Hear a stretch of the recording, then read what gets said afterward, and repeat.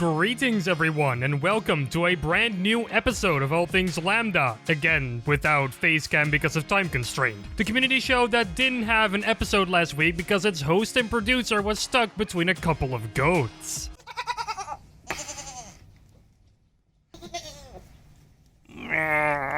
Anyway, we're back this week with more Half-Life community news, because there is never a dull week, is there? Let's get started. LambdaGeneration. 2 weeks ago, we talked about Half-Life Decay Solo Mission, a mod that aims to bring Half-Life Decay, the once co-op only expansion pack for the PlayStation 2 version of Half-Life, to PC as a single-player experience. It was just announced at the time and didn't have a whole lot more stuff to talk about. Until now. The mod's creator, Crowbar Deep, or Mr. Floyd, shared some new screenshots on Twitter showing what he has done to the hazard cores and other areas from Half-Life Decay, polishing up some areas and adding completely new details to others to bring it more up to standard with the PC release of Half-Life. You see, since the PlayStation 2 was less powerful than the PC, Gearbox had to slim down the amount of geometry they were using for Decay, especially because it was a split-screen game and it practically had to render the screen twice, which is why Decay looks a bit lacking in details here and there. Mr. Floyd also announced that he has a Patreon now, so if you'd like to support his endeavors with money, then go check out his Patreon page. That and his Twitter can be found in the description below. Soon, even us loners can play Half-Life Decay. Heck yeah! It's teaser time again for Breadman and his upcoming new mod, Entropy 02. The mod has been in development for quite some time now and is shaping up to probably be one of the best experiences you can have from the Half-Life community. As you can tell, I'm really looking forward to the release of this mod. The teaser that Breadman released on his YouTube channel shows off areas from Chapter 6, which takes place at an Aperture Science facility apparently. But haven't we been here before? Well, yeah, Chapter 3 also takes place inside of an Aperture Science facility. So does that mean we're going to go to Aperture twice? Well, it appears so. The teaser can be viewed on Breadman's own YouTube channel and it's linked down below in the description. Go and give it a watch. Mapbase has received a big new update recently that brought the version number all the way up to number 5. In case you're still not aware about what Mapbase actually is, Mapbase is basically a modding platform for the Source engine that adds new features to make the lives of mappers a little easier. In this new version 5 update, they added a whole lot of stuff that I actually kind of don't really understand. Now, stuff like object glow for items from Left 4 Dead and World Portal stuff they added, I kind of understand, but there are a lot of under the hood new goodies that they added too, like major changes to VScript that I'm just not too familiar with myself. The accompanying article also talks about some of these new things in more detail if you scroll down a bit, in case you want to read up on it. If you want to read this changelog for yourself, then check the link in the description below.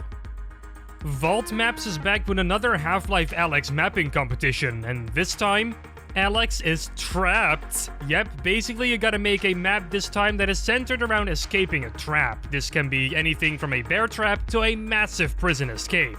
As long as it can be done in VR, it's good to go. Some of the fun bonus challenges are adding multiple approaches to get out of the trap, including some tension into solving the trap, and putting a Zen clam in your map is also a bonus challenge this time around. No reason for it, it's just funny. The bonus challenges will also not net you more points, but are just meant as a fun little distraction. Now of course, there are some rules too. Your entry can only have 3 maps linked to each other, a team cannot contain more mappers than 4, and the map has to be completable in VR. If it's not, it's immediately disqualified. For more details on the rules and the technical requirements, check out the handy poster they made over on Twitter. It's linked down below in the description.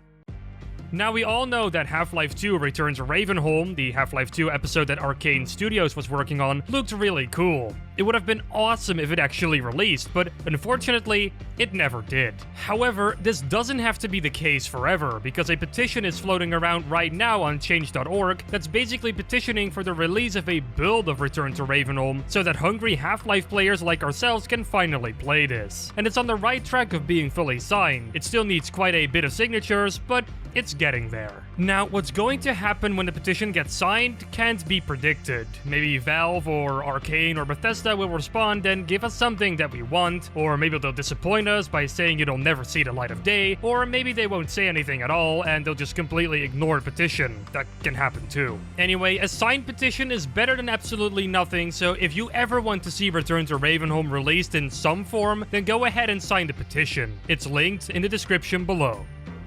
We all have moments of idle sometimes. Even the Gman has to sometimes just stand there and wait. We already know what the Gman looks like standing idle in the regular old Source engine, but now we also know what he looks like standing almost completely still in the Source 2 engine. Source filmmaker Mulky has released this animation of the Gman standing still and doing some facial expressions as a test of some sorts to see if they can make it look convincing. And I would say that it's a job well done. If you want to see this all for yourself, then go ahead and check the description below for Mulky's YouTube channel. There is more where this came from.